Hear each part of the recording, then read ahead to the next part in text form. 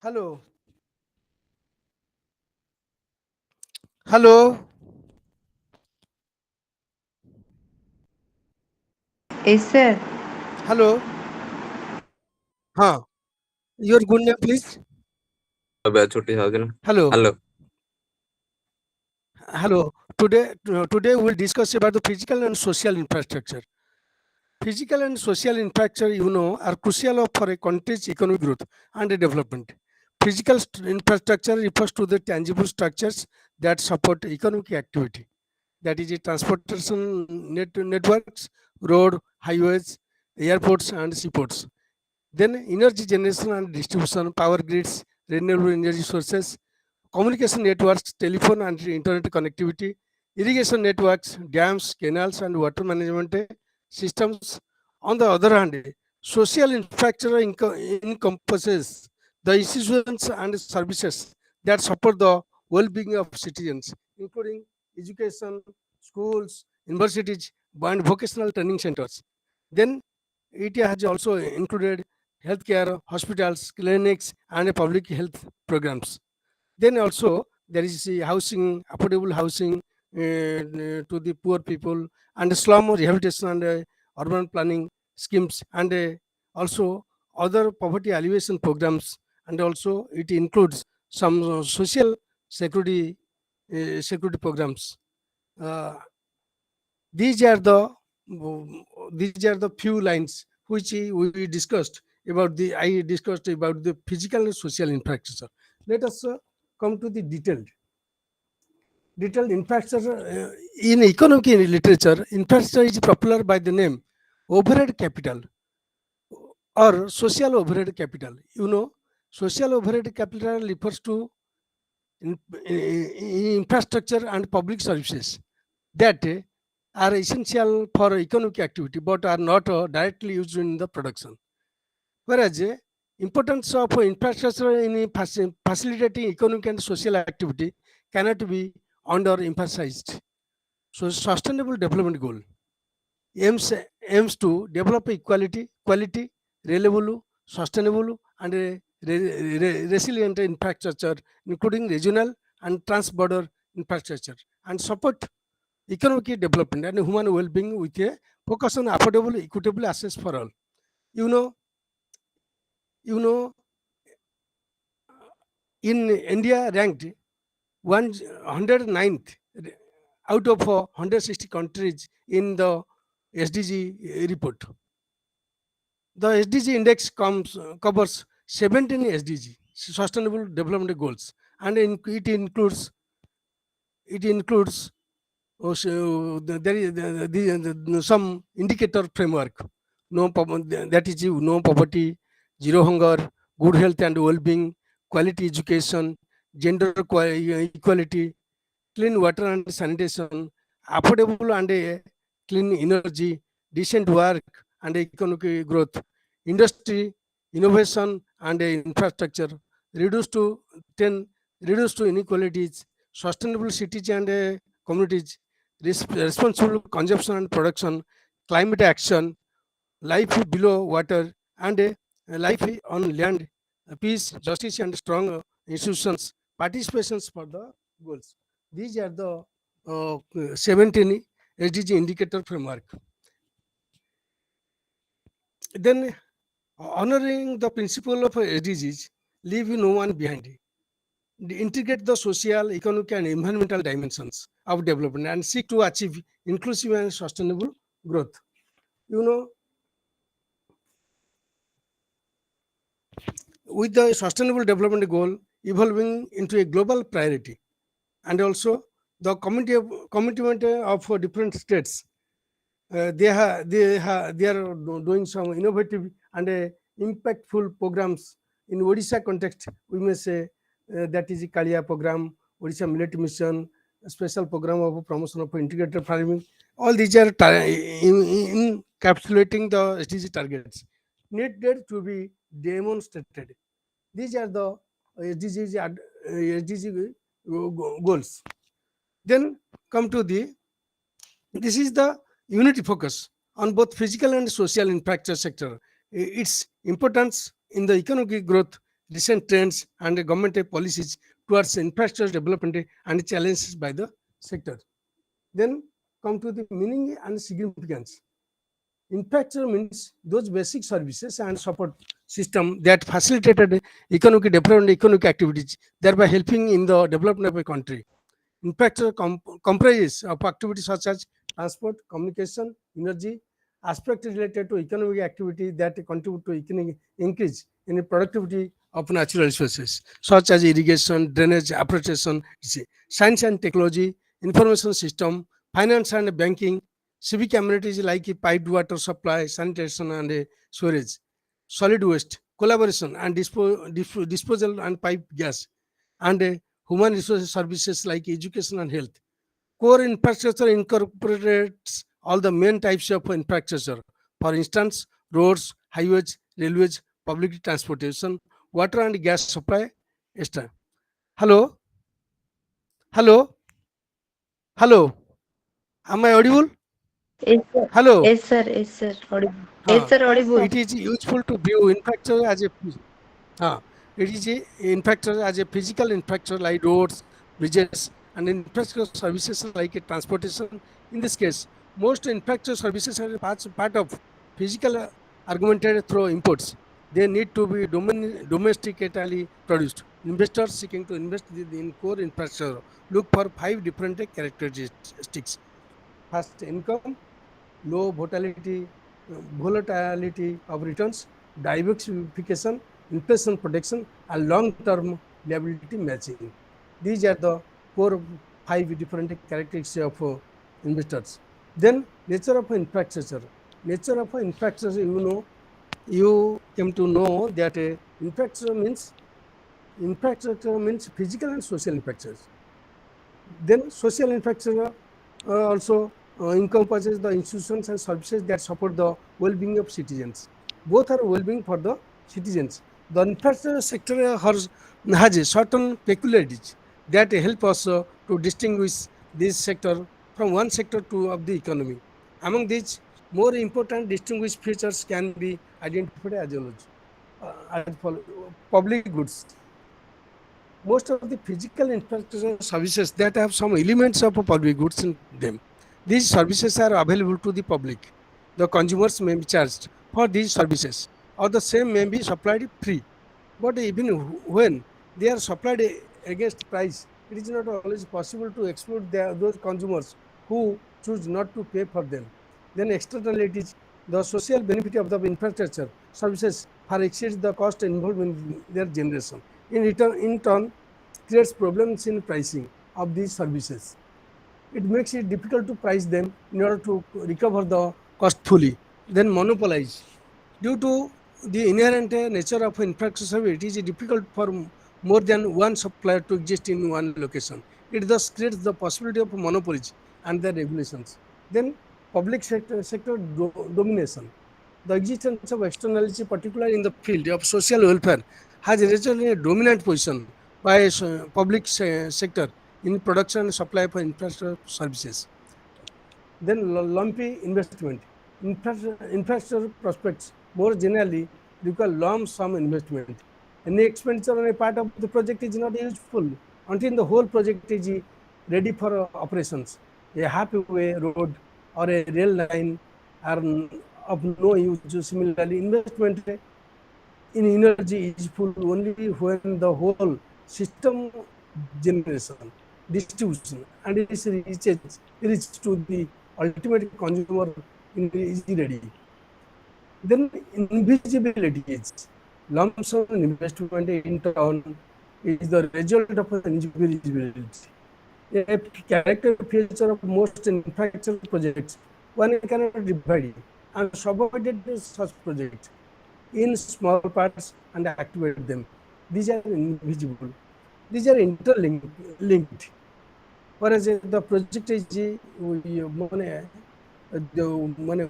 have to wait till the end of the project. So then types of infrastructure. Infrastructure can be put into several different types. It includes soft infrastructure, infrastructure need in India for the development of our country. Hard infrastructure, these make up the physical systems necessary run a modern India industrialized nation. Highways, bridges, as well as the capital assets needed to make them operational. The assets constituting the hard infrastructure support multiple services that are important intermediaries in the production process. Thus, road support transportation services that are important to move inputs and outputs of a production process. Then critical infrastructure. Critical infrastructure, the assets by a government by being essential to the functioning of a society and economy, such as facilities for shelter and telecommunication, public health, agriculture, or civic amenities. Then come to the infrastructure and economic development are vital for the smooth functioning of the country. They are like wheels of development without which the economy will not be able to function properly. Then provision of adequate infrastructure, both in terms of quantity and quality, is essential for sustenance of economic growth. They contribute to improvement in the factor productivity, providing amenities, the enhance the quality of life. The factor of productivity by providing amenities, the enhance the quality of life. The role of infrastructure and development economic growth has been well recognized in the literature. Distinguished below are some of the most critical significance of the economic infrastructure. In economic infrastructure, that is include productivity and growth. Better quantity and quality of infrastructure can directly raise the productivity of human and physical capital, hence growth.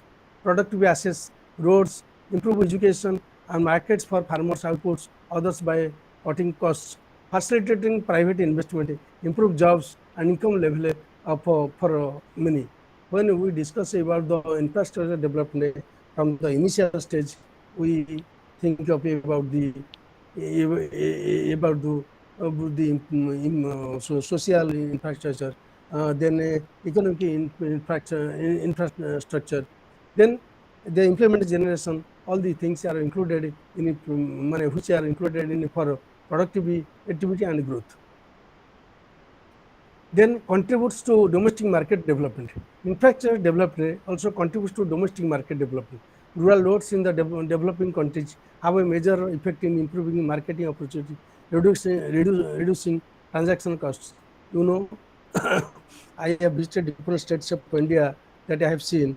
Pradhan Mantri Gram Sadak Yojana is a very good program for the infrastructure development in rural area, rural India and Odisha also. The marketing of agricultural commodities can account for 25 to 60% of final prices of foodstuffs in developing countries. About half of the marketing costs are attributable to transport. Thus, proper infrastructure can reduce the cost of marketing, which in turn contributes to domestic market development. I told about the Pradhan Mantri Gram Sadak Yojana, which is a very big, successful program of Government of India, which implemented for a flood control and also linking to the major roads. This is a successful program which contribute for the development of the state. Then infrastructure mobilization savings. Infrastructure development typically involves high levels of upfront financial investment, given the heavy capital expenditure required during the construction stage. Thus, mobilizing savings for infrastructure development becomes indispensable. In the globalized era, infrastructure facilities plays an important role in attracting foreign capital, foreign direct investment, as well as portfolio investment flows to those countries where adequate infrastructure facilities are available. You know, infrastructure mobilizes savings, domestic and foreign.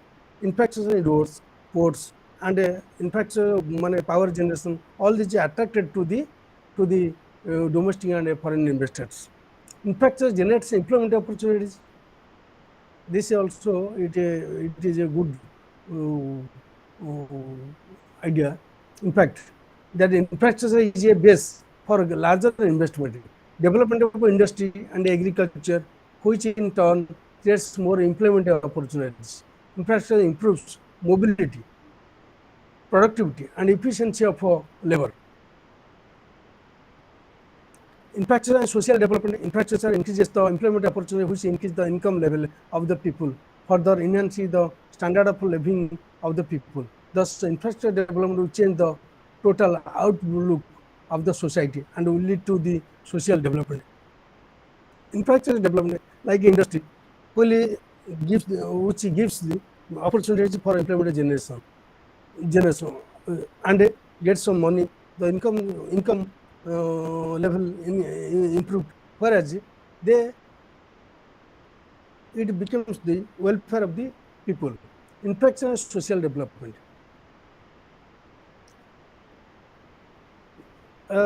This also increases the infrastructure, increases the employment opportunities, which increase the income level of the people.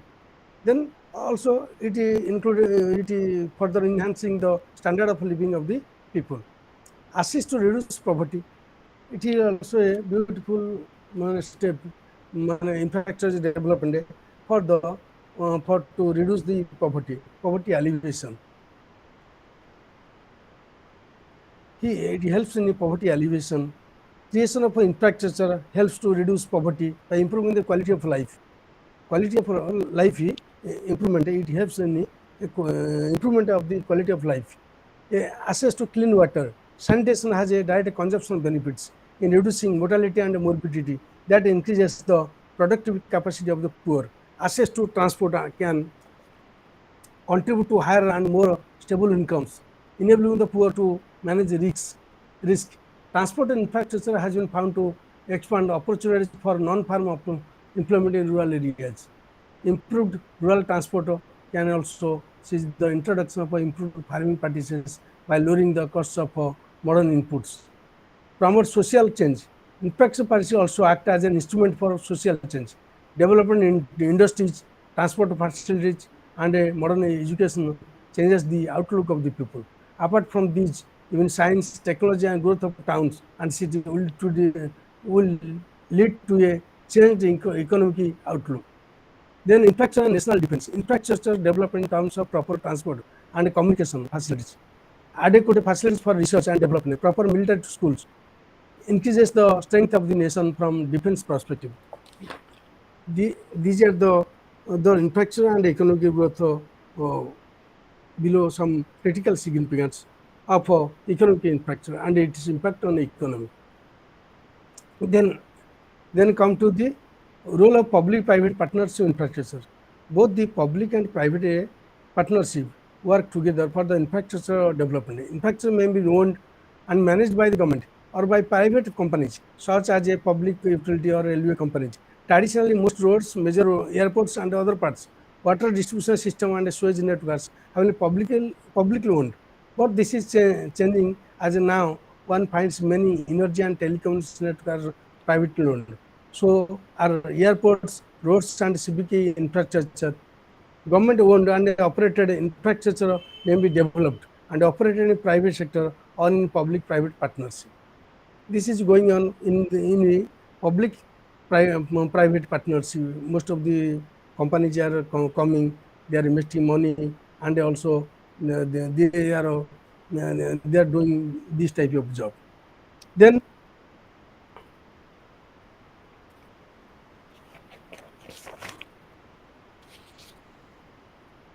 social and physical infrastructure. In social and physical infrastructure, a country's level of human and economic development is closely related to its level of achievement in physical and social infrastructure. While physical infrastructure is an important determinant of domestic production, good social infrastructure is vital for human development as well as economic progress through better educated, better skilled, and healthier citizens or citizens with better human capabilities. Social infrastructure. Social infrastructure refers to the basic services, health, such as health, education, skill, information, and training that contribute to human resource development and its equality. It also includes sanitation, drinking water, housing, sewage, social infrastructure are also termed as a social overheads. These social overheads indirectly support the economic systems as they contribute to productivity improvement. Besides meeting some social objectives, the social infrastructure supports growth in the long run. This is the situation of social infrastructure from that is the basic services facilities such as health, education, skill formation, training, exposure. All these things are included in social infrastructure.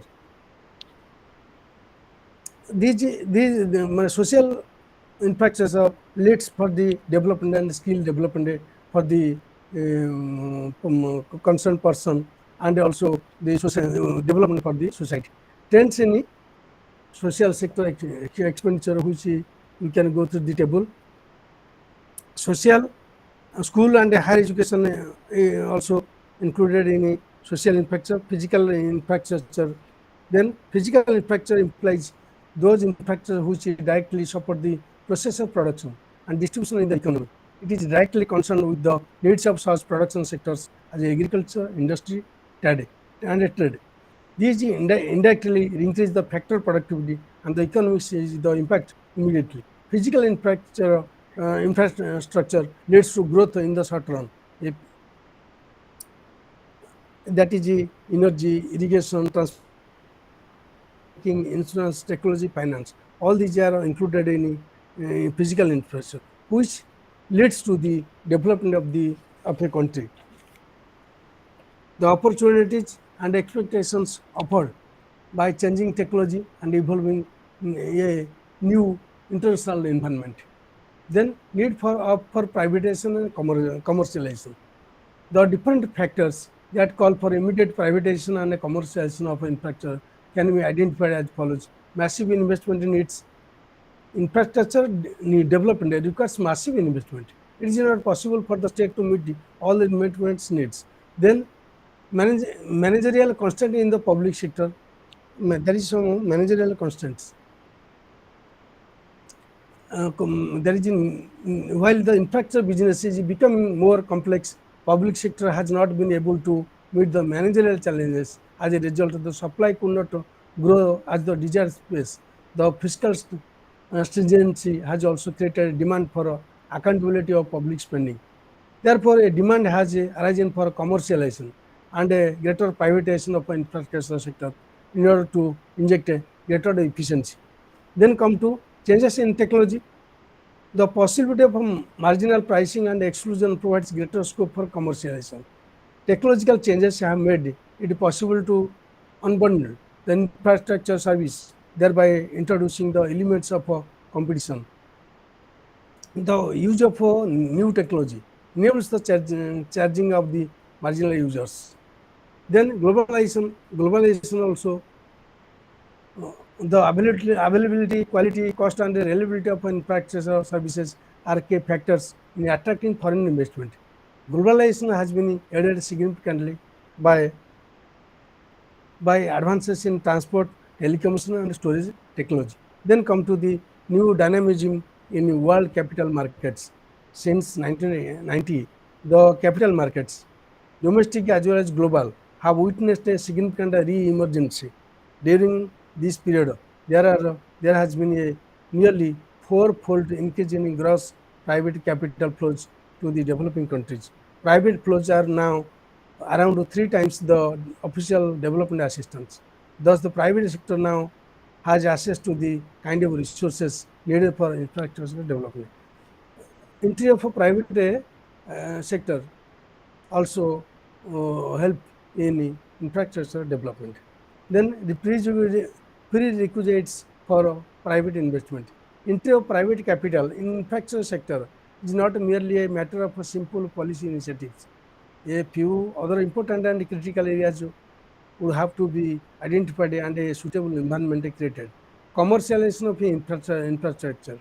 Infrastructure services should not be treated as a public goods. In this regard, the possibility of commercialization will depend on the ability of segregate payers and prevention of any incidents of free riding. Thus, the extrudability is a key factor in commercialization. Pricing policy also, the role of privatization is not restricted to that of provident funds. It has played play the role of efficient and accountable operator facilities.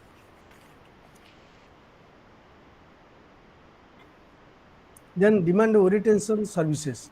The existing procedural financing infrastructure facilities based on plan allocation and is mainly supply oriented. Insufficient stress on the existing infrastructure and unsatisfied demand has resulted in deprivation in different countries. Consequently, a large part of such investment are not providing sufficient returns. Private will necessitate a demand oriented approach. The challenge for policy is to find the appropriate market signals which indicate the future trend of infrastructure demand and to coordinate the supply of such facilities in such a manner that investment in infrastructure provide appropriate returns. There is a plan program which will the investment will provide appropriate returns. This is the strategy, plan and policy. Allocation of risk. Allocation of risk is of key importance in commercialization of infrastructure. Risks should be appropriately demarcated and allocated to different stakeholders. This is important for two reasons. There is a tendency among the private shareholders to shift the risk to the government. There is also tendency among the shareholders to shift the risk on each other. Both risky are working.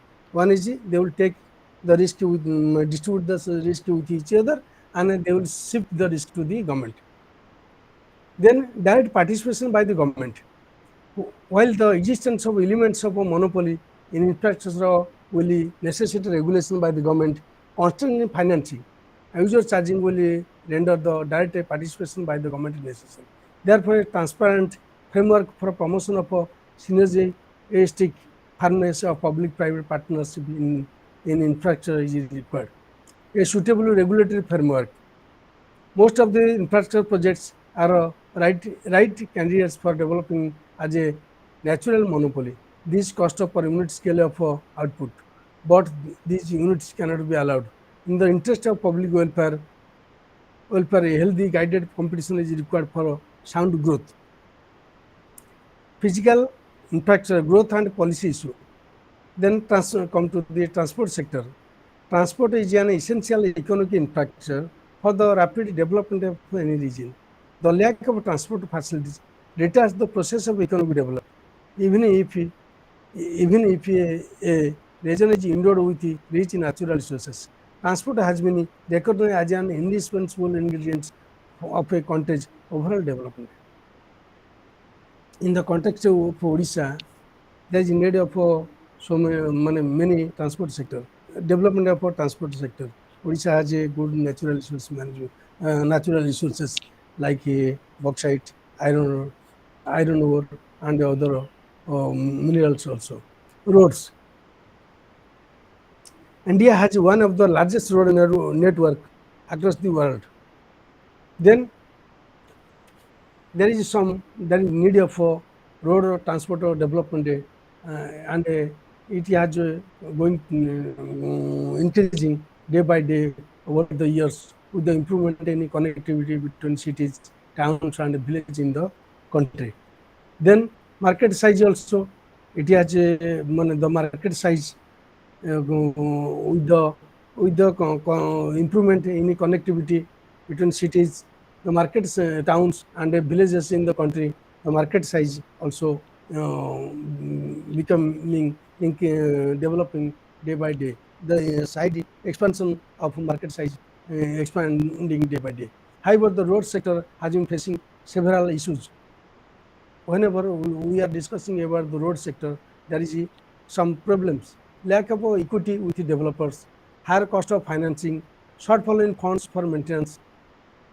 There is a different problems arises in maintenance also. Then unavailability of land for the expansion of NH. There is a land problem. Significant increase in land acquisition costs. Then bottleneck and checkpoints on NHA, which could adversely impact on the benefits of GST and the value of infrastructure sector has been increasing day by day. Issues with the financing. Financing also, it is a great issue in infrastructure development, as observed by the Standing Committee on Transport during the year 2016. The Ministry of Road Transport and Highways does not have its own source of revenue other than budgetary support from the central government. Also, huge budget allocations by the central government would be unsustainable in the long run. Hence, there is a need of set of ministry own dedicated financial institutions to generate funds for development of the road sector. Roads, there is a great issue. Every year there is a need some maintenance, small or big maintenance. There is a issue of finance, is a great problem for the for the maintenance of the transport sector. In transport sector, there is some target and performance. There is a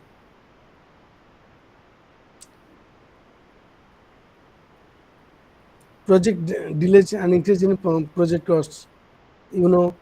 Target and performance. Every year there is a plan, and the contractor or the company which the funds will be released from time to time as per the performance. Then project delays in increase in project cost, the project delays from to time, the bridges and the other infrastructures. There is a delays project for there is a need of increase in project costs.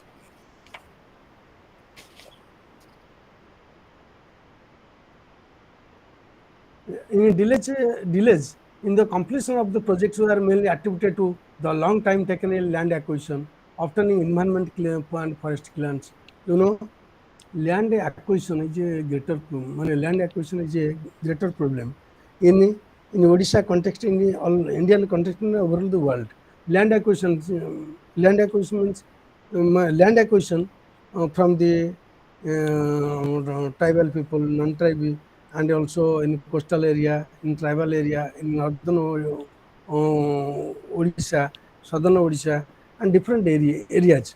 Whenever there is a question of land acquisition arises, there is a question of there is some everywhere you will get the resistance of people in relation to land acquisition. Wherever you go, there is a large projects are going on. Everywhere you will get the new community resistance in relation to whatever it may be. It may be in a port project, it may be in a road project, it may be any other projects, which land acquisition is a greater problem. Coal mines, mining, and other areas. There is a community resistance everywhere. They want more money. They want land against land and other things, which you can understand it better. If you will get through the everyday newspaper that there is some community resistance everywhere you will get. Then there is a need of environment and forest clearance. Third, poor performance of the concessionaires due to economic slowdown. Then cash flow problems, law and order issues. Such delays increase project costs, eventually making some projects unviable. There is a law wherever there is a community resistance, there is a law and order problem. Then cash flows. The financial year 2024, they are releasing the funds in 2025, which should release in 2024. Then cash flow problems, economic money. Then you came to know the forest clearance, land acquisition, cash flow problems, law and order issues. These are the following points which attributed to the delays for the project costs. Then government initiative. Some initiatives government Pradhan Mantri Gram Sadak Yojana, which I told. I have visited different states of India. I have seen the Gram Sadak project, Gram Sadak Yojana. is a very successful program, and also which aims at a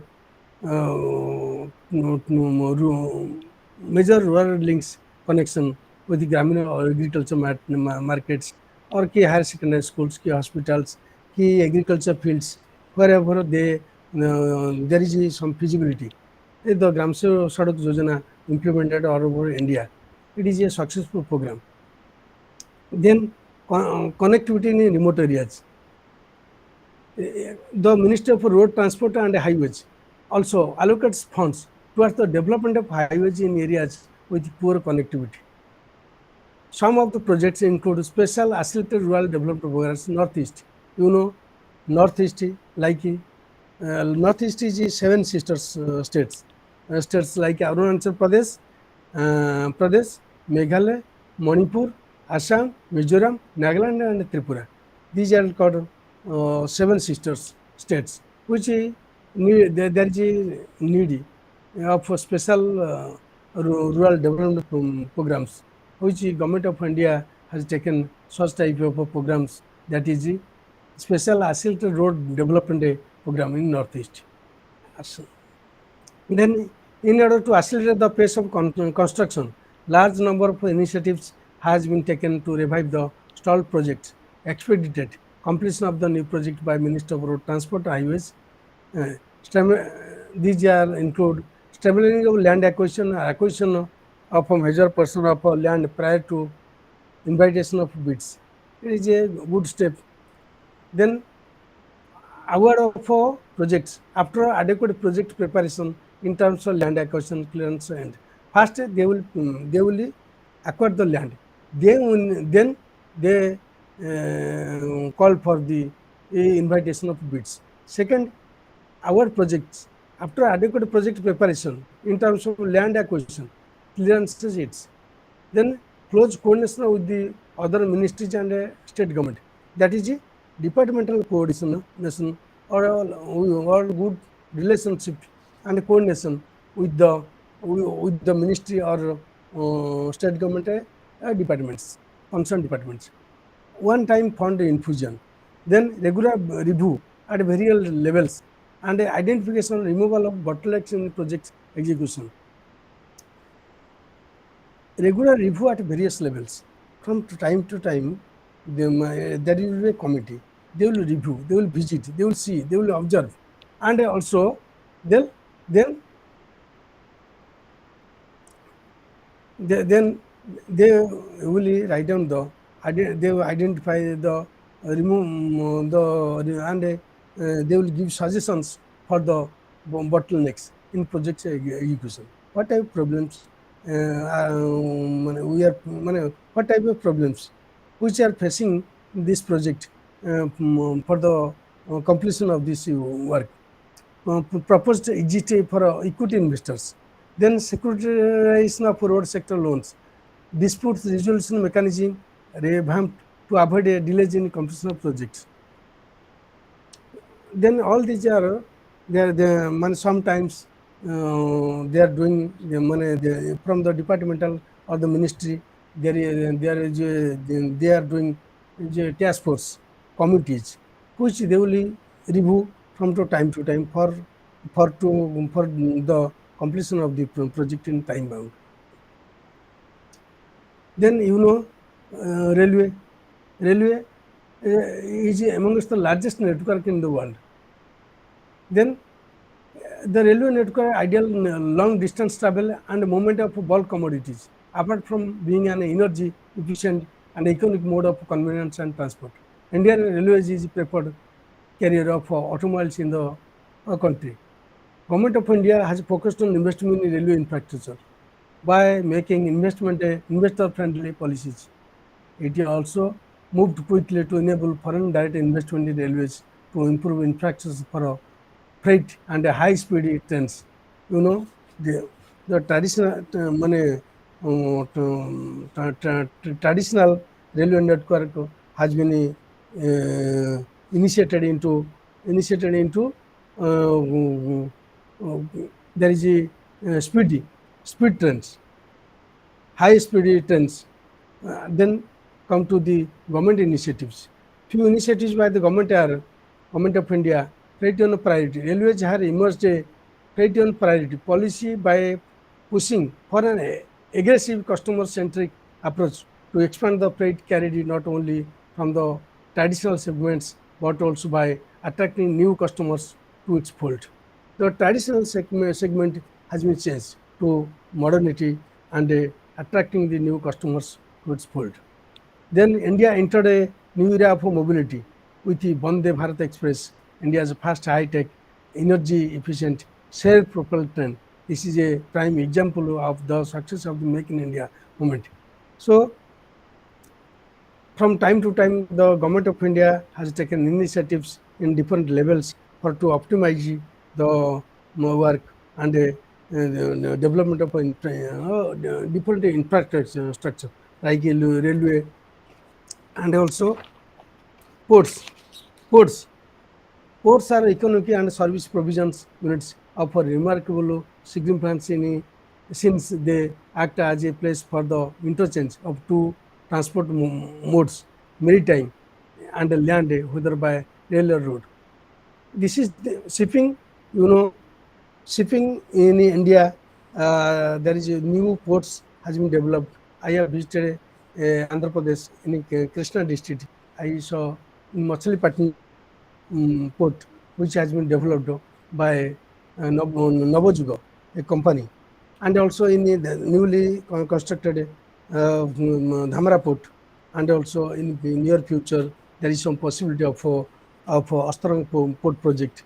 This is the infrastructure. There is infrastructure development for the development of India. India and ports faces several infrastructural and operational challenges. They include operational efficiency of Indian ports still lags behind the global average. Then last mile connectivity to the ports is one of the major constant smooth movement of cargo from the hinterland. Then in port sector, India is a lag behind the other developed country. In a developed country, is always developed, and a developing country remains the developing. BPL is BPL, and APL is APL. Like BPL, APL. Since the developed country is always developed and a developing country, except South Korea, which has become a developed country. Government initiatives. Government has taken so much initiatives for the development of a different infrastructure. Sagarmala Airport led development program. Sagarmala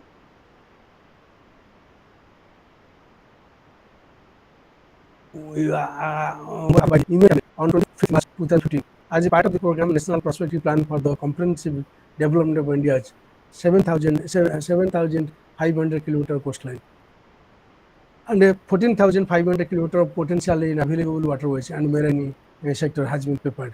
Components of Sagarmala program are port modernization and new port development, which I have told you earlier that port modernization, different ports which has been modernized, like our Madras port, Bombay port, and also Paradeep port, which has been a debottlenecking and a capacity expansion of existing ports and development of new greenfield ports.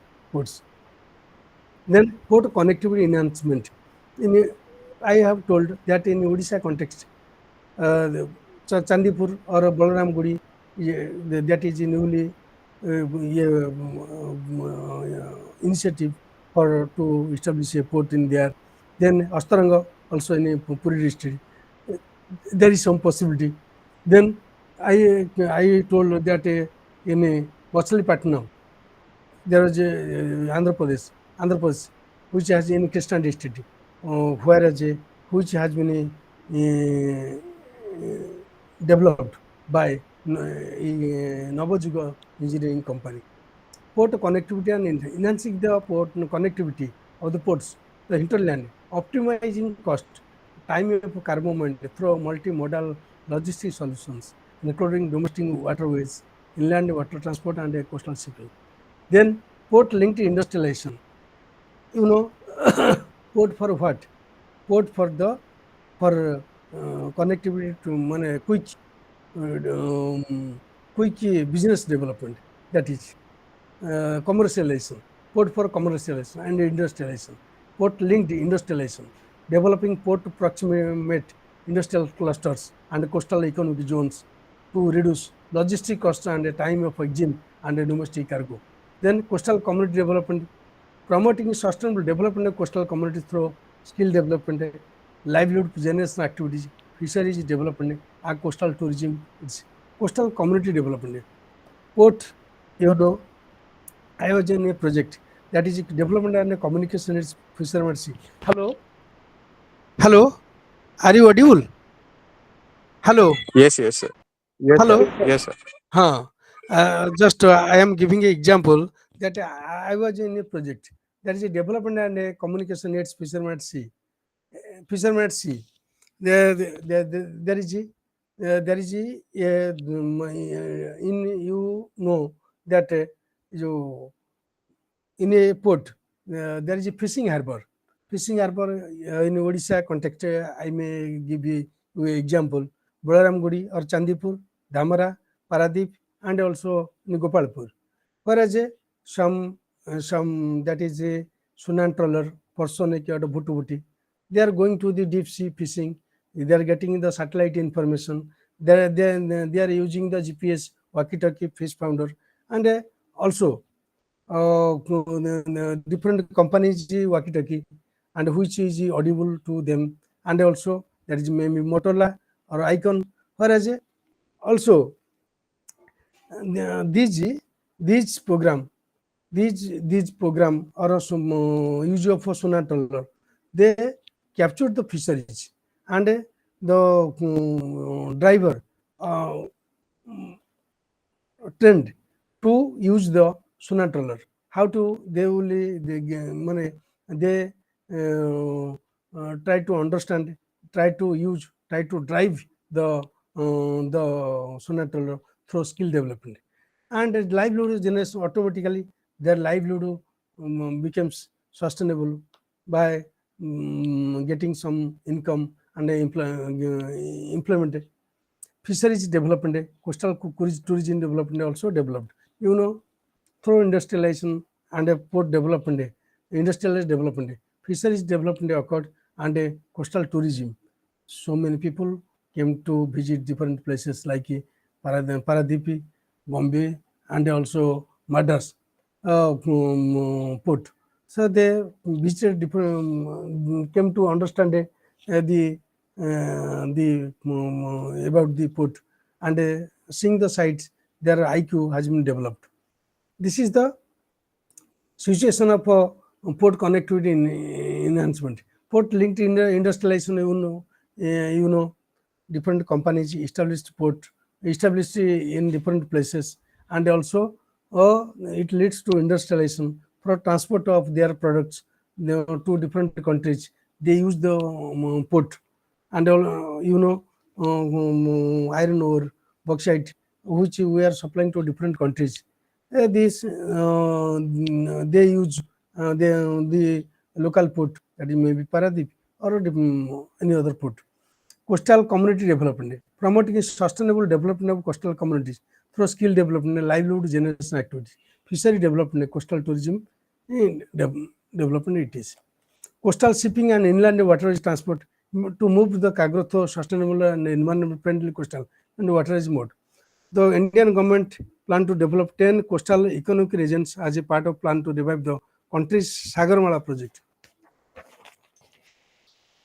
Then aviation also a great step for to move different countries. It also, in addition to a robust of GDP growth, driving increased spends on air travel, low fares have led to rise in fastest growing markets, has one of the first aviation markets in the world due to high fuel prices, poor and insufficient infrastructure, low cost carriage have made the market extremely price sensitive. Rigid regulations, ample regulations and laws still hold back the industry and do not provide room for improvement and profits. Then In 1991, aviation sector saw a major reform in its structural and operational context. The major reforms that redesigned the aviation sector: liberalization, repealing of the Monopolistic Air Corporation Act in 1994 was followed by heavy dismantling in the two public sector airlines, India Airlines Corporation and Air India International, leading to the opening of the domestic sector to private players, bringing in more competition and the resulting benefit of reduced fares. So many air corporations are working in India to boost the aviation. Then in a PPP mode also, the government has given way to new financing models for the development of airports, public-private partnership model, build, operate and transfer, build, own, operate and transfer have been tried for development of airports in India. Then open sky policy. The open sky policy, which allows foreign airlines of any country or not say to land at any port or any number of occasions.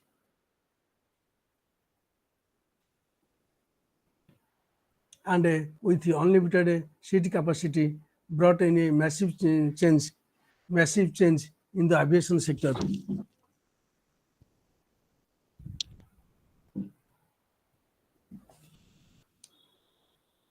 Then FDI policy.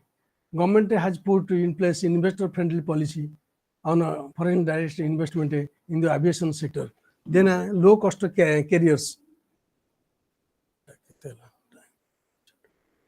Low-cost carriers.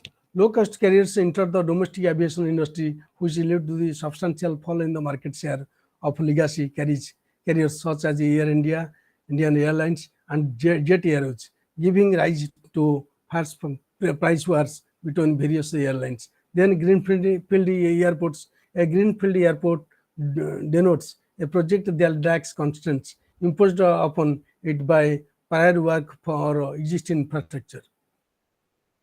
For instance, the government of Andhra Pradesh to develop greenfield airports in 6 cities under PPP model.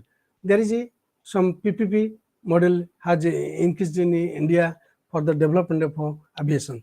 Then telecommunication also. Telecommunication, the industry has undergone a major process of transformation through several policy reforms and regulations. Liberalization, telecommunication liberalization. With the announcement of new economic policy in July 1991, the telecom sector was declared open to private sector. This initiated the transformation of the once government-owned monopolistic in telecommunication market to a multi-operator open competitive market. National Telecom Policy in 1994 also a part of liberalization for to investment of private companies. The Telecom Regulatory Authorities Act 1997. New Telecom Policy 1999, then National Telecom Policy 2012. From time to time, it has added some policies. National Digital Communication Policy 2018. Technological innovations. The growth of telecom industry has also been fueled by the launch of newer telecom technology like 3G, broadband wireless access, and emergence of cloud technologies. Efforts are continuously made to develop affordable technology for masses and a reinvigorate and maturing urban markets and help in bringing balanced growth of economy. Then FDI policy also, telecom sector has been increased 100% from 72%. Out of 100%, 49% will be done through automated route and the rest will be through the approval route. This is the telecom communication technology development. Then power also. Power is one of the most critical component of infrastructure crucial for the economic growth and the welfare of the people. India's power sector is one of the most diversified in the world. So the government is implementing reforms towards a secure, affordable and a sustainable energy system to power a robust economic growth. Liberalization also in a power sector. Then pricing reforms, energy securities, then entry of renewable energy. India's power system is currently major shift to higher share of variable renewable energy. Solar system, wind power becoming a cheaper, cleaner source of energy have also been affordable. Renewable energy, now it has good demand. Use of solar and wind power becoming cheaper, and also some demand. The government is pursuing a very ambitious development of renewable energy. Notable solar and has boosted energy efficiency through innovative programs such as replacing in-card and light bulbs with LEDs. It is addressing the serious health problems caused by air pollution first major cities, providing 80 million households with liquefied petroleum gas connection. Pradhan Mantri Ujjwala Yojana scheme, thereby reducing the exposure from biomass cooking stove, a major cause of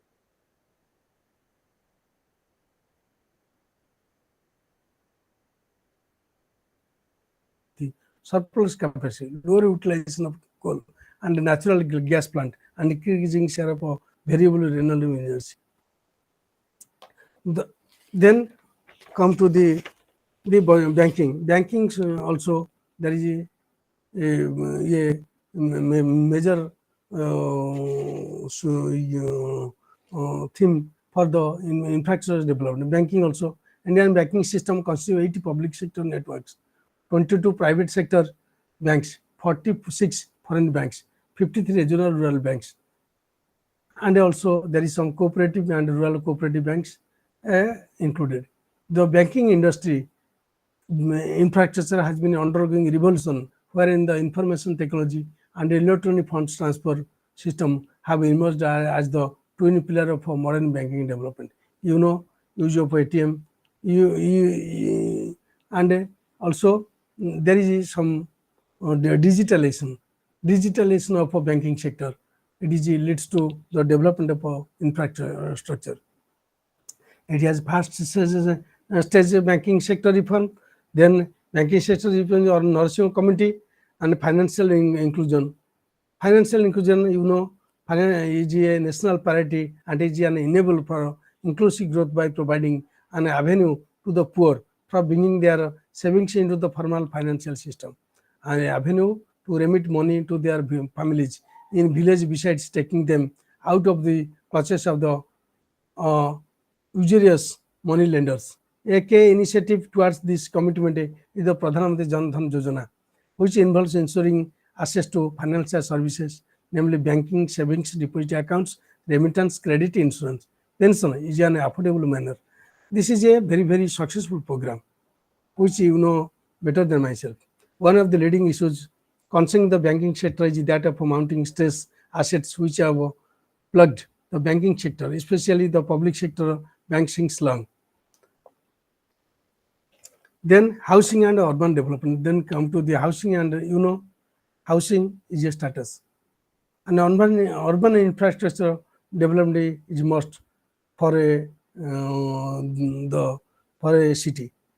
Urban infrastructure built up gradually with the progress of industrialization, as has been expressed by the Western world. In contrast to this, India urbanization and the attached pressure to build the urban infrastructure have not been gradual with the industrial growth. This is because of rapid pace with which the urban population has been growing. From urbanization is a major driving force behind the Indian economic growth and contributes close to 60% of its gross domestic product. While the urbanization process resulted in economic growth in the country, but equally it is to that there exists a number of problems associated with urbanization. Policy initiatives.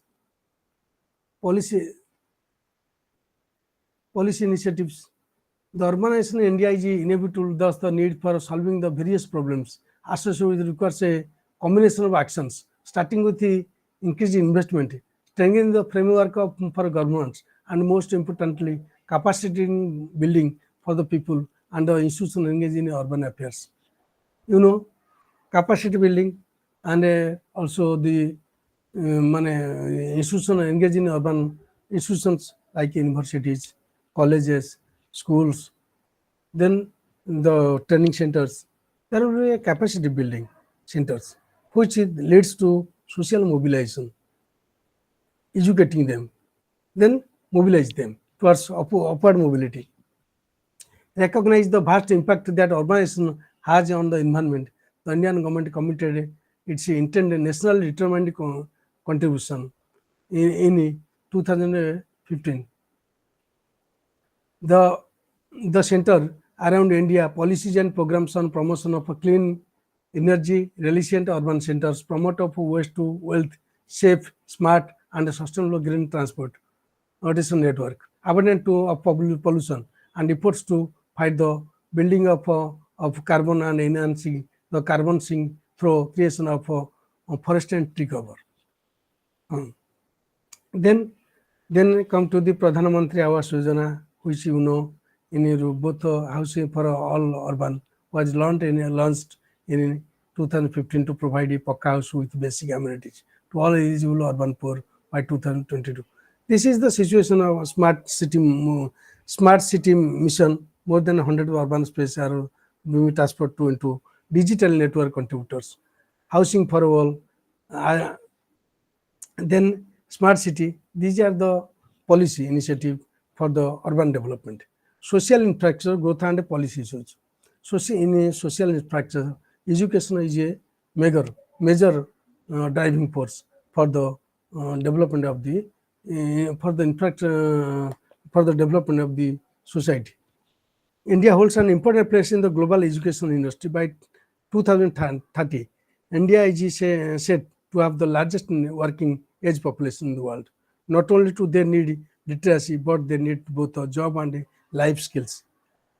The human resource development of India and in the context of Odisha is lower than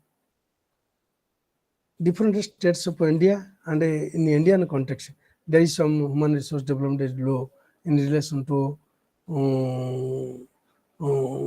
Japan, South Korea, and also USA and UK. This provides a greatest opportunity for the education sector. India's educational system broadly covers school education, elementary, secondary, and higher secondary. Higher education, general and professional, vocational education. The Ministry of Human Resource Development is the nodal ministry for the sector. Then India has been a rapid expansion in the higher education sector in 2001. There has been a dramatic rise in number of higher education institutions, and enrollment has increased properly. You know, the government has taken so many initiatives, policy reforms, overcoming challenges to improve the low enrollment ratio in higher education, low quality of teaching, learning, constraints on research capacity, innovation, uneven growth, and access to learning opportunities. Some of the major initiatives by the government of India. You know, online teaching and a smart classroom, and also infrastructure development of major institutions like Niger, and also other aims, and also different institutional development initiatives taken by the government of India. So many initiatives in last few years. Then SWIM, study webs of active learning for young aspirational minds. It is a program initiated by the government of India for the achieve the three cardinal principles of education: access, equity, and equality. The National Digital Library of India, it is also they have taken initiative. The mission of Unnat Bharat Abhijan, the Pandit Madan Mohan Malviya National Mission on Teachers and Teaching. Then Prime Minister Research Fellowship, National Institutional Ranking Framework, Sarva Shiksha Abhijan, you know, a central sponsored scheme in partnership with the state government for universalizing education across the country. These different programs in different levels, which has been initiated by the government of India for the welfare of the people. Then school education, national education policy has been approved to Union Cabinet, and the key highlights of the policy: ensuring universal access to all levels of school education, early childhood care and education with a new curricular and a pedagogy structure, reforms in school, curricular and pedagogy, emphasis on promoting multilingualism and Indian languages, assessment reforms, equitable and inclusive education, robust and transparent process for recruitment of teachers and merit-based performance, exposure of vocational education in school and higher education system, increasing the enrollment, then holistic multidisciplinary education with the multiple entry exit options, expansion of open and distance learning to increase the enrollment. Then, in pursuance with the Prime Minister vision for transforming India, Minister of Human Resource Development took a leap forward in transforming education sector with the motto of education for all, quality education to all. Pradhan Mantri Innovative Learning Program, then National Initiative of School Heads and Teachers Holistic Advancement, integrated online junction of school education system. Then so many programs initiated by the Government of India for the development of the country. So many initiative, research boost and innovation culture for the development of the people. Degree level full-fledged online education program started to provide quality education to students of deprived sections of the society, as well as those who do not have access to higher education. Through this initiative, gross enrollment ratio has been increased from time to time. Last time I had visited meet with the different administrative officers. Even they don't know how many projects are going on in their respective block. Different programs, different infrastructure development programs are going on. But they are busy, very busy with the law and order situation problems of the local area like blocks and districts. So many programs are initiated by the Government of India for to implement, and it is going on from time to time. Health, depending on the health care required, health care in India is broadly classified in 3 types. The classifying includes primary care provided at a primary health center, secondary care provided at district hospitals, and tertiary care institutions provided at specialty hospitals like AIMS.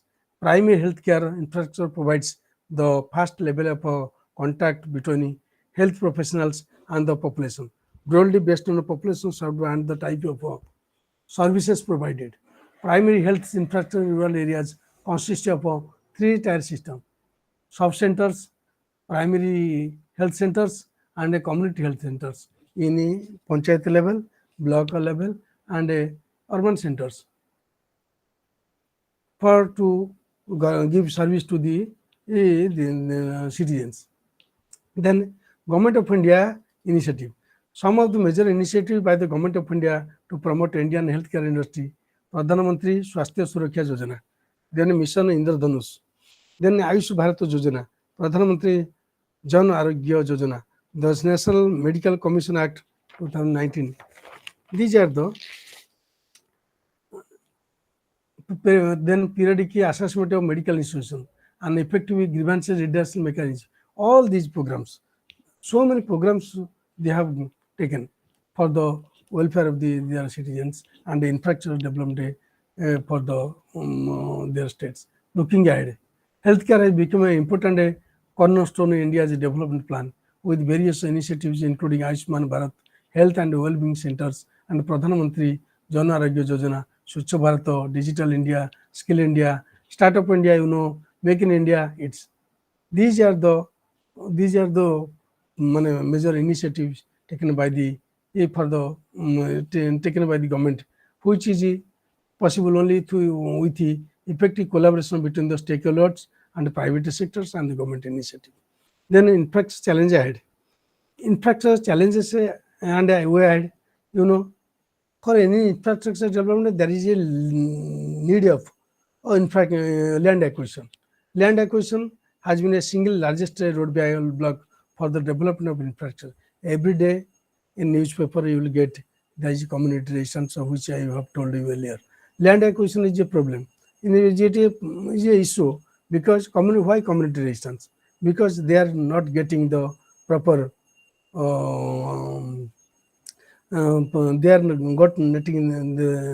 are not getting their proper rights, which they are raising the voice against the against the land acquisition. The causes behind the delays in land acquisition includes resistance from farmer or local communities whose land is being acquired, and lack of well planned, efficient, and demonstrable rehabilitation package for displaced persons. I have visited different states of India, and also in the Odisha context. I have seen everywhere there is a community resistance because there is a strong policy and a dynamism of the leader. There is a lack of leadership, which leads to the community resistance. Then there is some politics behind it, whereas the land acquisition is a major problem for the infrastructure development. Then a delay in regulatory and environmental clearance, which I have told, there are various categories of approval required the project cycle at every stage, right from the beginning to end. Then funding constraints, funding is an important important thing for the to start initiative of any infrastructure project. Then the private investment in infrastructure project is typical in the form of debt raised by developers. India's long-term debt market is not deep enough. Equity markets are not favorable for financing projects either because of unnecessary involvement in education and returns. Then capacity of private players. Infrastructure projects in India are becoming larger in size, complexity, and such projects require financial patronage and additional project management skills, which most medium to small Indian companies currently lack. There is a need of skill, high human resource. Then there is a need of training, exposure, and learning for the capacity of building of the private players. They were land acquisition, fast track policy and regulatory reforms for efficient implementation. Then dispute resolution, facility funding for infrastructure projects. These are the points which need for the way ahead of the infrastructure development. Then come to the next block 2, unit 6. The unit 5 is over. Then come to 6 block 6. It is a state and market in Indian context.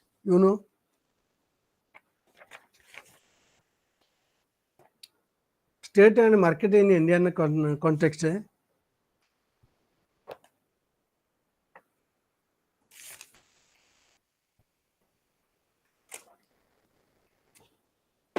In a shortly, just I am telling state and market in Indian context.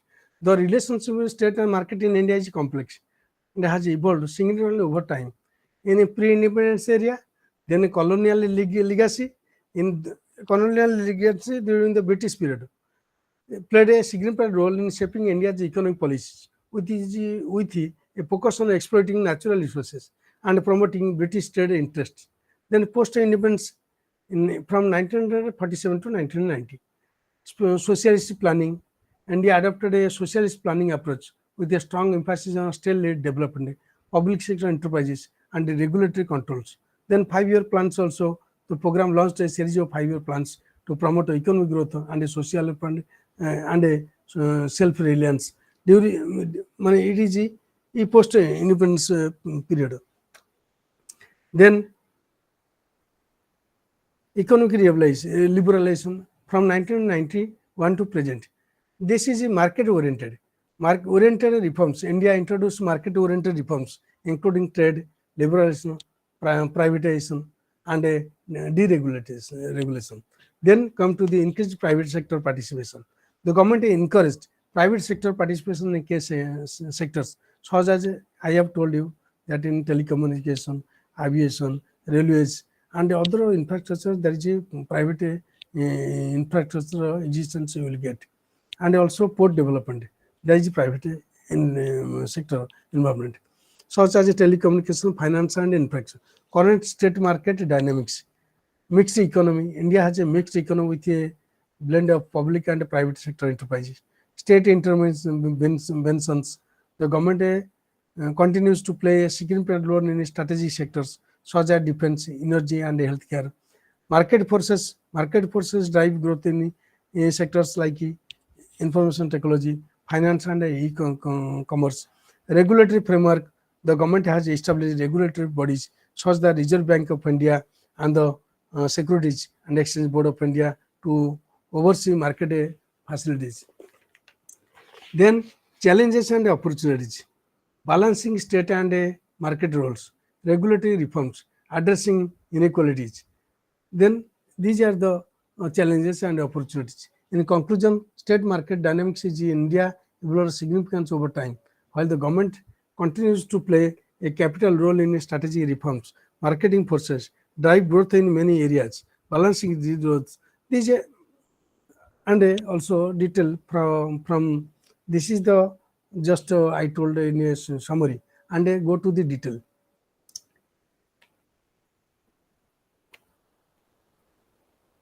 Societies and countries could progress because there were existent certain institutions which evolved over time practically in all civilized societies with the variations and at a different pace. State market. Relationship between state and market across space and time has not been the same. So-called capitalism, where quality and quantity of state remains drastically different from so-called socialism, but both existed side by side for a pretty long time. When most countries allowed market better, individual countries and regions differ not necessarily in proportion to the level of development. Over time, it happens that a market dominated the state and sought state to be a facilitator rather than a competitor by devising such formal institutions and designing them in such a way that a market flourish and help the country grow. Then market dominated the state, and also the country help the country to for grow. State and market. State and market are two great institutions which humans have evolved over time along several others to resolve interpersonal and inter-group issues, people's life that rise from living together. Both overarching their scope, broadly speaking, one is political and other is economic, but they also seek to intervene in each other's sphere.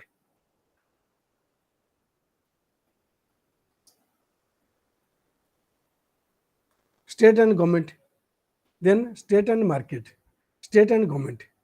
It would be pertinent to point out basic difference between state and government, though they may be used interchangeably. State has four essential elements of, state for the state. There is population, territory, sovereignty, and government. There is a need. In fact, government works for the state as its agent. People are a collective. People are a collectivity of individuals connected interactively. Territory belongs to the state over which it has a sovereignty and a jurisdiction. The government is supposed to preserve, protect, and defend the territory, while the state is sovereign. The government is not. In a democracy, it is often accepted that people are sovereign and they choose the state rather the government they would like to be governed. What is the state? State has four elements, that is population, territory, sovereignty, and government. And market is a vast, there is a market, in a market, grow of market, development the state.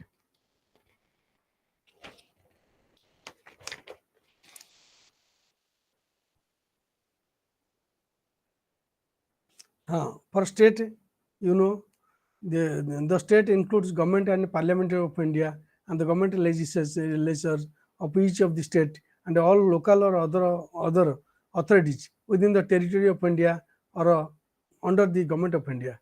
Finally, in the context of intervention, phrases state government intervention and government intervention mean one and the same thing. When, however, it comes to failure, the phrase used in government failure, not the state failure. Market. Then market. Market meaning and forms. Market means in some point antiquity, quite possibly in different periods in different places, human realized that voluntary exchange between two human might lead to specialization, thus to division of labor, and thereby raising production levels and thus bettering the possessions of both the exchangers. The same holds in inter-societal exchange, which might have been rare in the days when a society could still raid on the societies to improve upon its obsession. Then size of market depends on the level of specialization and division of labor. Then market expanded as many, market where there is a large number of buyers and sellers. A market expanded as many goods got commodities or commodified. Many services like legal advocacy, consultancy, teaching, training, research, marketing are also now on sale. In management science, market may mean a verb for advertisement. Then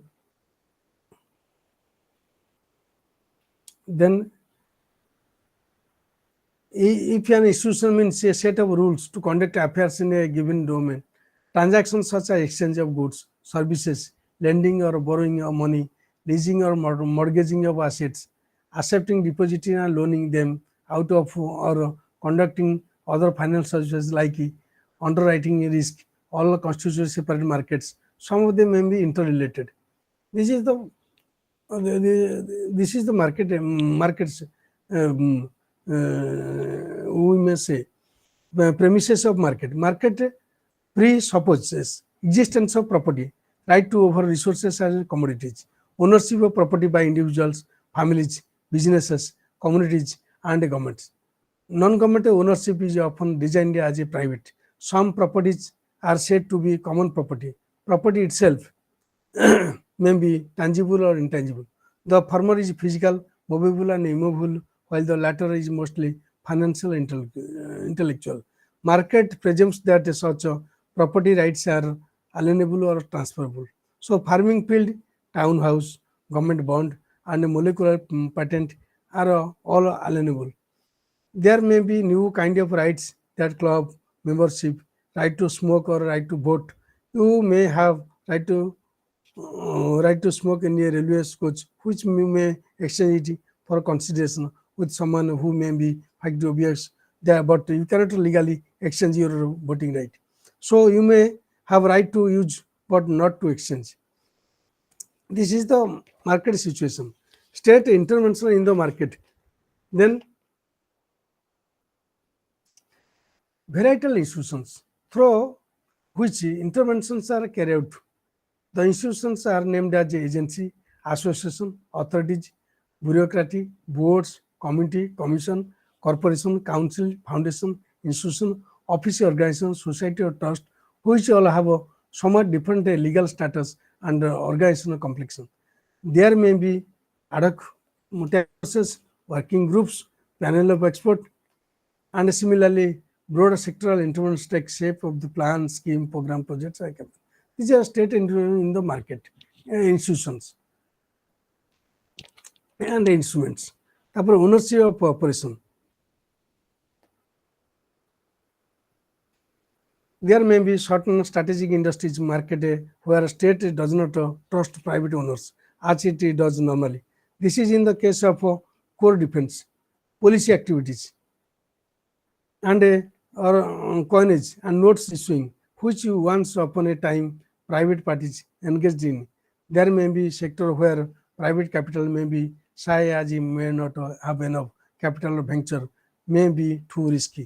State may choose to have monopoly over space industry or atomic energy industry or mining atomic mineral resources. Both the government of the day may ideologically decide to control the commanding heights of the economy or establish a socialist pattern of a society. Their regulation and control. Regulation and control. There may be another set of industries essential for developing infrastructure or essential consumer goods. The government could think of regulating or controlling output and price. Once the government compulsorily procured a certain portion of food grains at lower prices, and thereafter decided to offer support prices in case market prices fell below that level. Regulation and control is very much essential. There is some act in relation to the government control production, supply, distribution, subtle commodities like drugs, foodstuffs, fertilizer under certain circumstances. There are several other regulations put in place to assure. Then promotion and support. Many industries may need financial support or promotion. Then government creates development financials. NABARD, National Bank for Agriculture and Rural Development, state SIDB, Exim Bank to support industries and trade. It also floats board and council to promote the interest of specific industries. Needless to say, government generally supports supply side of market through research and development activities. Development of general infrastructure, including clusters, estates, market yards, and other common facilities. It also supports technical education, training, exposure, and extension centers. Every time there is a training going to the industrial workers, to the farmers. Now there in KBK, Krishi Vigyan Kendra, there is so many trainings are going on. The integrated farming, agriculture, horticulture, livestock, fishery, beekeeping, mushroom cultivation, and many other trainings are going on. Then value addition, packaging, grading, standardization, and also promotion and support. These are the promotion and support activities, which the people will get the employment and they earn some money, their livelihood will be improved. Understand? Hello? Hello? Hello? Hello? Hello? Hello? Certain industry may need protection besides support from competition with the. Hello? Hello? Hello? Am I audible? Sir. Hello? Hello. Am I Yes, audible? sir, audible. Yes. Then Hello, yes, sir, protection. audible. Yes, sir. Yes. You understand the promotion and support? There is promotion, there is some financial institutions supporting like NABARD and other promotional financial institutions supporting from the promotion of the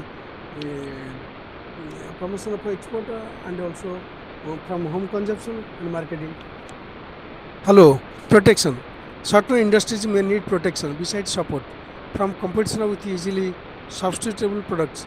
There were hundreds of items which were reserved for production by small scale industries. Under then state intervention in market for efficiency. There is a need of speedy. State is often placed into service to intervene in the market should is legitimate concern, resulting in socially undesirable consequences. State is also asked to intervene in the market if the latter is found to be inadequate or incomplete in certain aspects. Such a situation is called market failure, as it results in higher prices, lower quantities, compared to efficient operational market. Last time the prices of essential commodities like potato, which you came to know the rising prices of the potato, because there is a it becomes highlighted because of a scarcity of quantities, lower quantities, and it will be where the lower quantities that result in higher prices. This is the situations situation where the state will intervene in the market for efficiency. In this section, the rationale of market intervention state is afforded in terms of production and consumption, as well as price, quantity, and quality. Then, rationale of state intervention of market, where there is a market is not efficiently working, competitor or may not be zero. They call that a market failure. Breakdown of the competition. The major two sources are existence of externalities with production or consumption of private goods, existence of market power or monopoly power or imperfect competition. Another source of market failure is existence of imperfect, incomplete information. Then existence of public goods as a separate reason. From society's perspective, there are goods which merit consumption and there are goods whose consumption ought to be discouraged. For market, one may not be able to enforce this distinction. This merit and demerits goods is another reason for state intervention. There is a need of a rationale for state intervention in the market. Then public goods. There are certain goods which have certain peculiar characteristics, such as a non-rival consumption, non-excludability. Rival consumption means if consumption is more than less is available to you. If there is a shirt, if I wear it, it is not available to you. If I take away a portion of bread, less is available. This is the then there is a need of public goods or goods which are non-rival in consumption, non-excludable from consumption, whereas private goods which are both rival and excludable. However, it is not true that all goods in existence can be categorized into mutually exclusive goods. Goods may be non-rival but still excludable. Few more students may be accommodated in class as marginal cost of teaching. Then this is the situation. There is a need of intervention.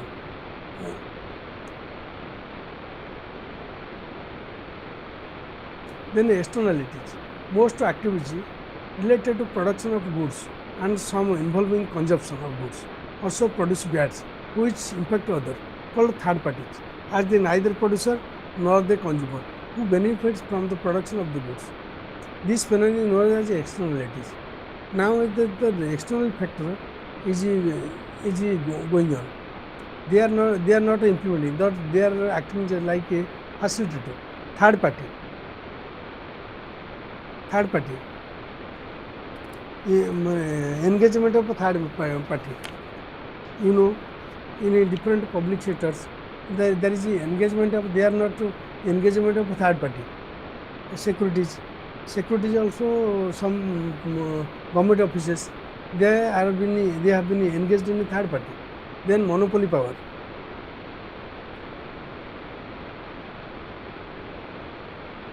Then there may be good reason to permit monopolies in certain cases.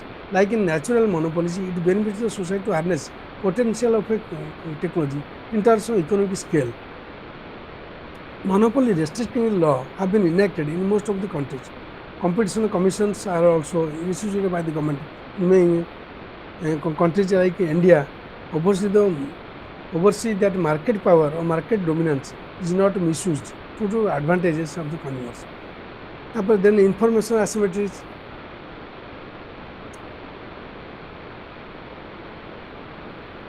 With the growing economic complexity, though knowledge has increased, so has ignorance or lack of adequate information to make good economic decisions. There is a need of information asymmetries, and also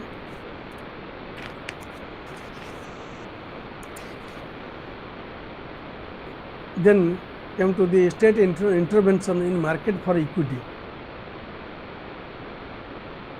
State influences distribution of income among sections that contribute to production. It generally implies intervention in factor markets. However, certain goods may require the state to intervene in their specific order to ensure a more equitable access distribution of such goods perspective. Then good markets, final consumer goods. State regulates prices for certain goods, including the requirement to display maximum retail price for goods. You know, there is a MRP, minimum, there is a minimum support prices. That is every state regulates prices of certain goods. Then intermediate inputs and capital irrigation water, power and chemical fertilizers like urea, are sold to farmers in India at subsidized rates. In similar vein, capital arts like milk cattle or pump sets were once subsidized for below poverty line households. You know, the supply of solar pump, then supply of subsidized pump sets, and also those who are below poverty line or the SSG members will get this type of subsidy. Nowadays, this type of subsidies in agricultural implements is increasing. The inputs like fertilizer, agricultural implements, and other assets which is categorically low rather than the actual prices. BPL people and also SSG members, they will give the subsidy they are getting in a subsidized rates. Factor markets, labor market, credit market, and entrepreneurship. Then labor market, there is some minimum wage act, improved wage levels in the farmers market, and also for the social security measures of a welfare state, Mahatma Gandhi National Rural Employment Guarantee Act guaranteed wages in many states, including in the backward states where minimum wages were not enforced in reality. All the states in India I have visited, most of the states that I have seen, MGNRJ is a beautiful program that act 100 mandates, and also there is a good infrastructure development, that is water harvesting structure, farm pond, road, afforestation, and also the different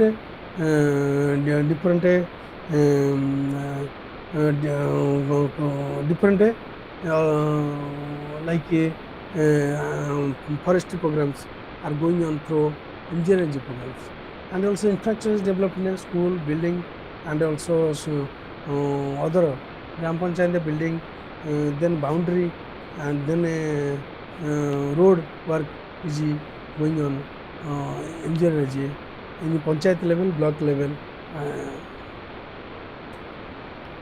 Then this is supported by the government of India fund, and also MGNRJ, it is a beautiful successful program. Credit market, state may use a policy of different rates of interest for different sectors to ensure adequate flow of credit. Interest subventions for equity consideration, and even in the context of tax policy. Then entrepreneurship, state encourages private initiative. If the promoters have good workable ideas by extending tax benefits, concessional credits, even training. Then as a latest example, Stand-up India initiatives, intervention, creating skill sets among youth through state intervention, attempting vocational training, Skill India. Entrepreneurship in different ways. There is a skill development is going on in a private through private institutions, private universities, and also in KVK, other than KVK and government programs, Panchayat level, international skill development. To international skill development in the, in Odisha context, Lakshmipati Didi, and also they from poor household, they became having they have got the chance to get loan voted project, and also they developed the voted project, and the farmer purchased a tractor and becomes a good entrepreneur. So state encourages private initiative. Then state encourages market and Indian consumption also, which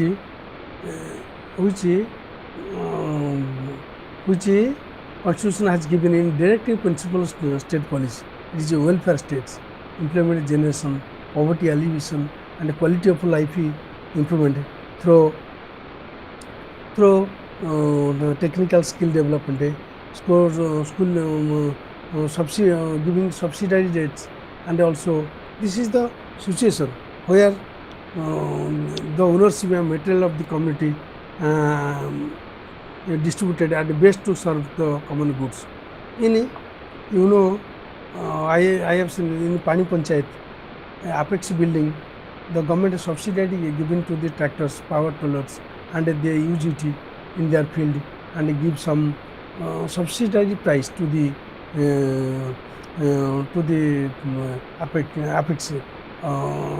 Apex organization, and by which they will use the car, use the tractor, which a nominal price he has to give.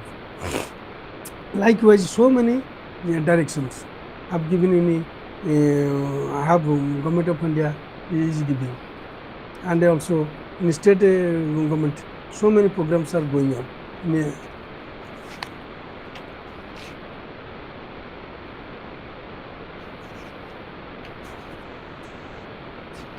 Then efficiency interventions generally try to improve welfare, then it is and decrease, and the operation of a frame factor market results in further deterioration extent inequality. State may intervene to ameliorate the worsening of inequality. There is regional inequalities and the poverty gaps. There is the state can take so much initiative for to give support to the poor people, and also give support to the tribal region or the agency area which the people will develop. Then came to the economic reforms in India. Hello. Then Unit 7. Then came to the Unit 7, economic reforms in India.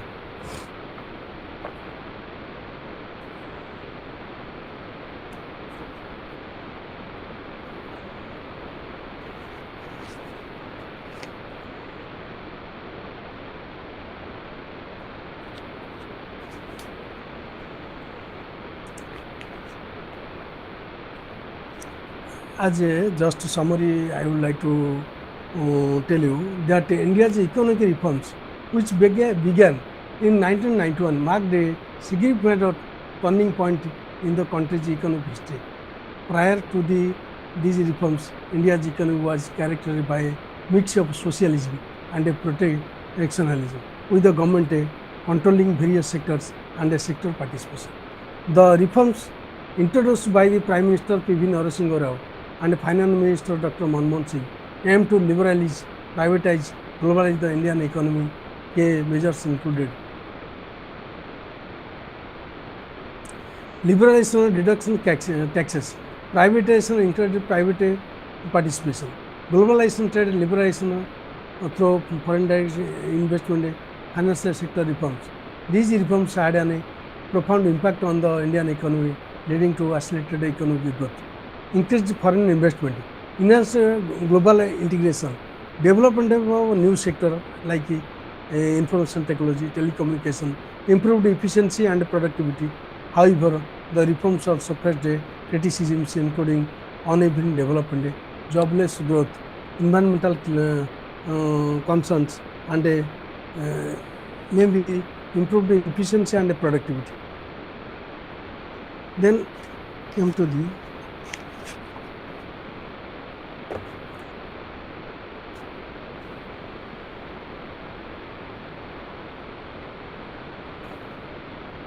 economic reforms.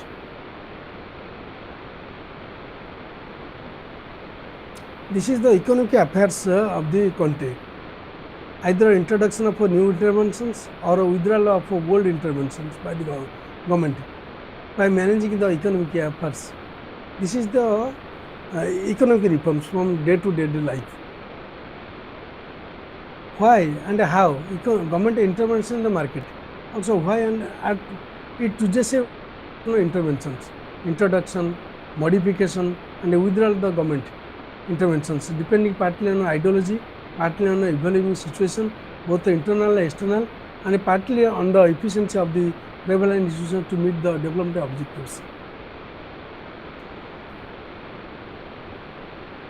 Interventions brought in by the government are said to be reforms. Intervention of the government is by the government are said to be reforms when they are significant and generally proactive, but they are sort of being a revolution. It seems significant institutional and instrumental changes have often been called reforms and technological social ones revolution.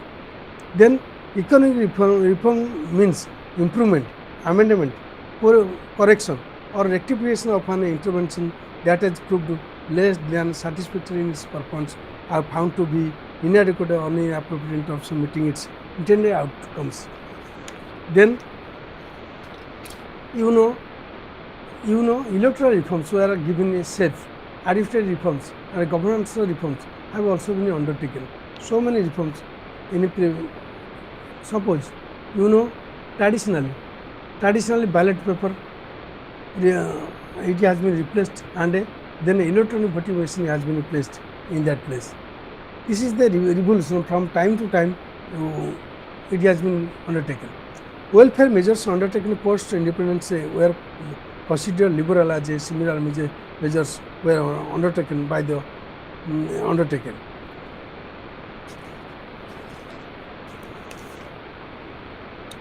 It is for planned economic development. Post independence, the goal was to achieve self-reliance in all possible dimensions and economic activities of the nation. Accordingly, a diversified industrial production base. Accordingly, a diverse industrial production base was meticulously planned out of India, ranging from simple consumer items to sophisticated capital goods and heavy machinery. This is a planned economic development. Import substitution and industrialization. National Planning Committee has suggested that India should focus on mother industries so that it is self-reliant. Mother industries, those industries that make the industries run successful. Power industry, production of metals, heavy chemicals, machinery and tools, communication industries such as railways, telegraph, telephone, and radios. Later, atomic energy and space were added. Then license permits. Licensing was itself a cumbersome process. Applications to be cleared by Director General of Technical Development. Then forward to the license committee, which would issue a letter of intent based on which applicant could move to see permission to import goods, enter into foreign collaboration, acquire land, issue and new capital beyond small limit, or seek loan from the financial institutions. This was all done with a view to prevent concentration of economic power, to ensure balanced regional development and to encourage small-scale industry. Licensing permits. Then public sector expansion. Government of India and state government went to creating and expanding public sector undertakings. By 1990, the number has reached 220 under Government of India. Majority of these are under the agency AGB of Department of Public Enterprise, but there are also about 2,000 other departments which had at least one public sector enterprise, a statutory corporation of government. Then beginning of economic reforms, so many from time to time it has reformed. Rajiv Gandhi in power in 1984, a new generation of ideas, easing of state control on industries. In terms of expansion, import substitute requirement and lowering of taxes were also attempted. Then also diversified was made in different diversified proposals has been initiated. Security and Exchange Board of India was constituted in 1988 by an executive order to oversee the security market, and as price rigging was rampant. Communication infrastructure was laid out. Political reservation of planning commission came to the force. Rajiv in different times, noticing that growth had a considerable slowed down in 1970s for several reasons, not least of which was a bureaucratic overall jealousness is keeping control over everything. Certain measures were taken in the mid-1980s to relax the controls. Different time to time, there is some restrictions, deficit in financing on government side, and liberal imports and unrestricted commercial borrowings generally made to macroeconomic parameters of fiscal deficit and current account to deficit unsustainable. Then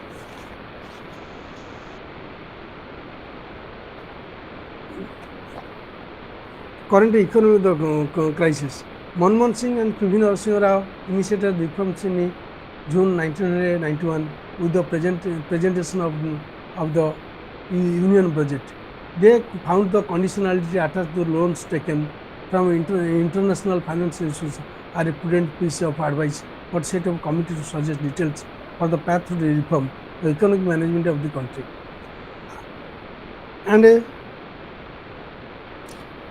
some initial steps taken by the government. Immediate response of the central government within treasury power was in terms of evaluation of the custodian of the value of rupee.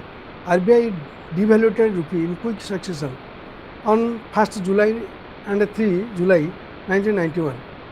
Then several measures, public sector units have been very valuable work in the early years of the Indian economy. Post-independence were now, in many cases, a burden on the public resources, in particular the sick mills which were taken over by the government continue to be sick. They were to be referred to the Board of Industrial and Financial Construction. While there are no reason for public sector to supply consumer goods and services, it had expanded into these sectors. Emphasis was for the public sector to operate in reserved or strategic areas or where reasonable profitability was being maintained. Then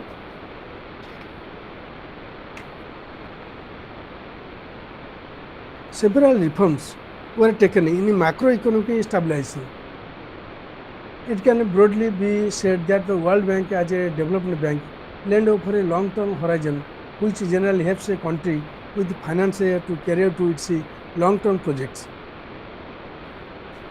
Then World Bank insists on reforms in specific sectors, structural adjustment, and IMF insists on reforms in macroeconomic policies, fiscal, monetary and exchange rate policies. Then fiscal reforms. Government of India taken steps for the fiscal reforms. These fiscal reforms balance has to be ensured by managing efficiently both revenue side and basically taxation and expenditure. Then it came to the monetary and financial reforms. Traditional monetary and financial instruments were largely inflexible, not reflecting demand and supply forces of the market, and there was urgent need for reform. India emerged as a substantial reformer in the early 1900s. In 1991, there were several changes has been occurred. Narasimha Rao Committee 1980 recommended further measures for modernizing the banking sector through better regulations and supervision and introduction of prudential norms. Then reform for microeconomic structural adjustment for then economic reforms mean liberalization, privatization and globalization, which have replaced in license, permit and quota as the latter had run out their course and became stale and corrupt and counterproductive, creating a high cost economy. Liberal business, there is a need of restrictions are imposed by the government on private economic activities. The policy regime may be termed as a regulated and controlled business regimes. Then you come to the privatization of public sector units and disinvestment. The government, it was felt during 1980s, India, that government was unnecessary directly operating industries in many areas where it ought not to, and that many of the public sector units were not performing up to the mark by parameter setup. There is a benchmark, or they are not doing the work properly. So government in certain cases, the one government company bought the shares and another government company, thus government could get non-debt, creating capital receipts. Various models were tried to privatize: ownership model, organizational model, and operational model. In different levels, there was some change.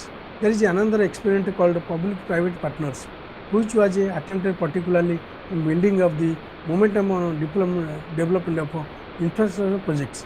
Then globalization of the economy. There is a need of requires movement of capital across borders. The globalization of an economic mean reduction in tariff barriers with a view to allowing flow of goods and from the country. Freer flow of foreign capital in terms of investment, both direct and portfolio by ensuring conductive atmosphere and easy approval of projects.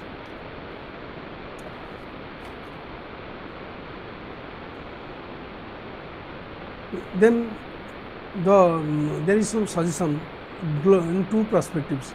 There is global and national.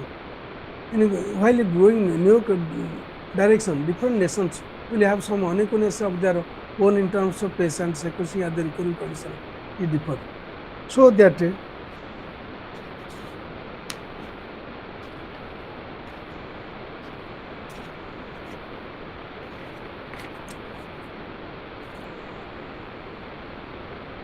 there is a need of, despite the improvement in growth performance in the decade of 1980s and 1991, the IMF had changed in view of breaking of a Bretton Woods system, fixed its exchange rate, and he was seeking more fundamental reforms than just a devaluation of currency to correct persistences of a deficit.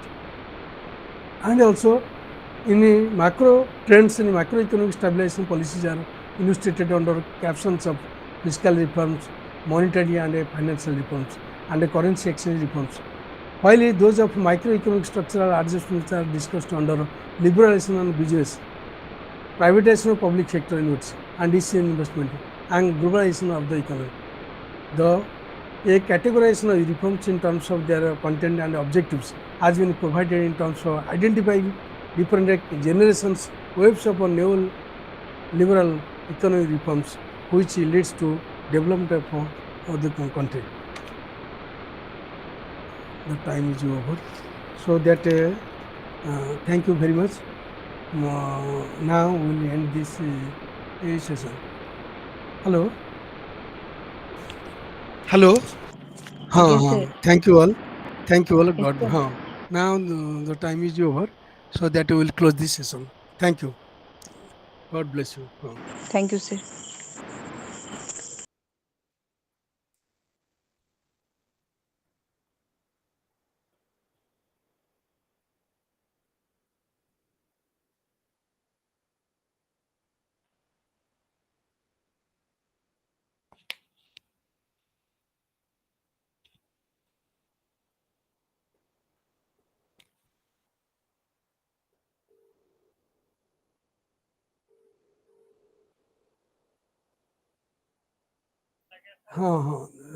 ହେଇଗଲା time ଆଉ ହେଲା ଉପରେ ହେଇଗଲା close କରନ୍ତୁ ଆଉ ଆଜ୍ଞା thank you thank you